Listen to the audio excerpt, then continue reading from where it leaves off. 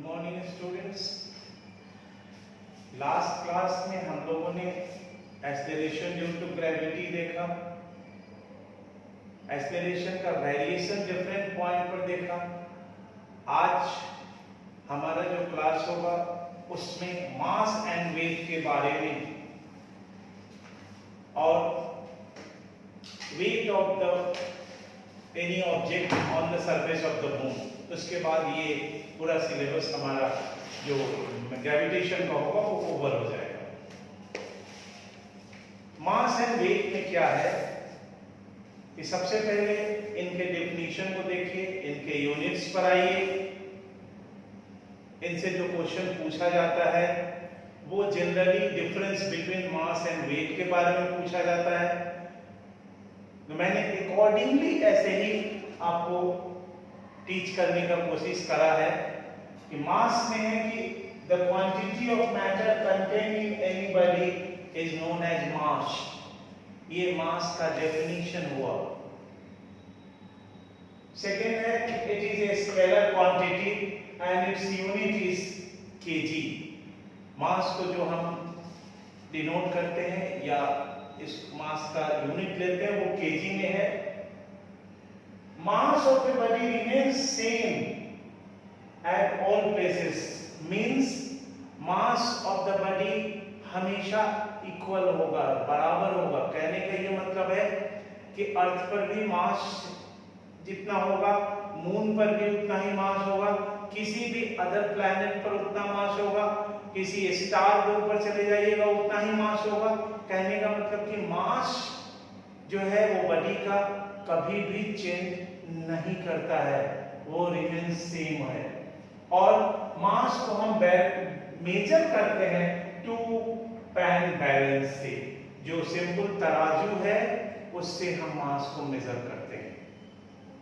अब डिजिटल का ये आ गया है, डिजिटल बैलेंस आ गया है। क्यों आ गया है उसके पीछे भी कुछ कारण है। वेट के लिए आया है। एक्चुअली जहां तक मास की बात आती है तो मास को हम टू बीम बैलेंस से हम मेजर कर सकते हैं। नेक्स्ट हमारा वेट आता है। Weight is a force with which earth attracts an object is called weight. It is a force, weight is a force with which earth attracts any object towards itself. ये इसका definition हुआ। It is a vector quantity. Weight एक vector quantity है and it is its unit is Newton और इसको का unit Newton है। क्योंकि आपने डेफिनेशन में एक बार weight is a force, तो weight is a force, तो फोर्स का यूनिट जो है न्यूटन है। सर्टेनली weight का यूनिट भी न्यूटन ही होगा।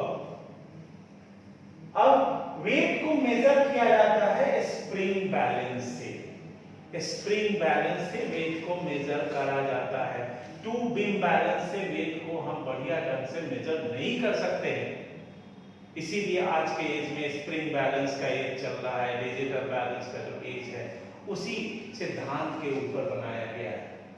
अब एक ये छोटा सा कैलकुलेशन है। ये कैलकुलेशन हमें क्या बताता है? ये कैलकुलेशन मास और वेट, किसी भी ऑब्जेक्ट का मास और वेट, इन दोनों के बीच में एक रिलेशन बताता है। वेट इक्वल टू होता है GMEM upon RE square, means weight equal to a small m that is the mass of the object and ये हमारा स्मॉल g का वैल्यू है पूरा का पूरा। दैट इज ये इसको हम अरेंज करके लिखे और यहाँ पर m इनटू इसके लिए g लिखे और g का वैल्यू अर्थ सरफेस पर 9.8 मीटर पर सेकंड स्क्वायर होता है, यानी m इनटू 9.8 मीटर पर सेकंड स्क्वायर। अगर हम लोग मास को सिंपली 1 kg ले लें, सपोज कर लीजिए कि मास की जगह 1 kg डाल दें तो वेट जो होगा यहाँ वो 9.8 न्यूटन होगा।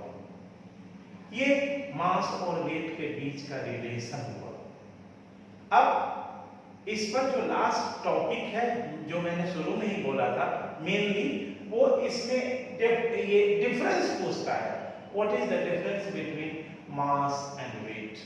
तो देखिए स्टूडेंट्स, हमने 4 पॉइंट यहाँ भी लिखा, 3-4 पॉइंट यहाँ भी डाला, और आप क्या करिएगा कि एक और मास लिखिएगा, दूसरे और वेट का बीच में एक वर्टिकल लाइन खींच दीजिएगा, और एक में मास का डेफिनेशन डालिएगा, अकॉर्डिंगली दूसरे में भी वेट का डेफिनेशन डालिएगा। एक में आप मास का को लिखिए, अगर it is a scalar quantity तो वेट को लिखिएगा it is A vector quantity. दूसरा मास को भी लिखिएगा it is measured by two pin balance, तो वेट में लिखिएगा it is measured by spring balance. तो 2-3 नंबर का क्वेश्चन जो है यहां से वेट में पूछा जाता है, मास एंड वेट में। यही आपका एक हमारा डिफरेंस हुआ। अब हम लास्ट जो हम वीडियो देंगे उसमें weight of any object on the surface of moon, और उसी के बाद ये पूरा का पूरा लेसन हमारा